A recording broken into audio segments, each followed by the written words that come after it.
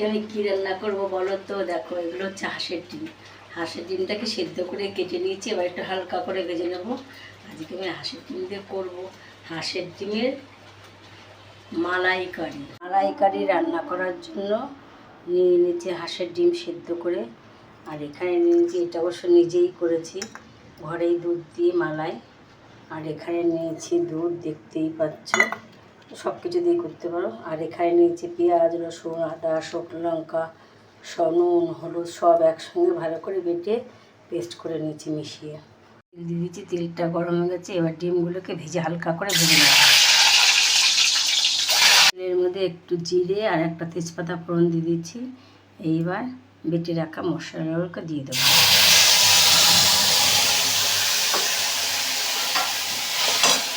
দেখো, মশলাটা কষানো হয়ে গেছে।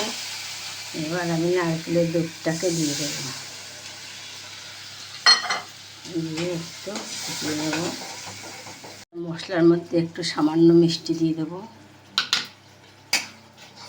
এবারে ভেজে দেওয়া ডিমগুলোকে এর মধ্যে দিয়ে দেবো, একটা একটা করে দিয়ে দেবো। এটা হয়ে গেছে। এবার ক্রিমটাকে দিয়ে দেব, আর দিয়ে দেব একটু গরম মশলার গুঁড়ো, দিয়ে ভালো করে একটু নাড়িয়ে। দেখো বন্ধুরা, যেমন দেখতে হয়েছে তেমন খেতেও টেস্ট হয়েছে।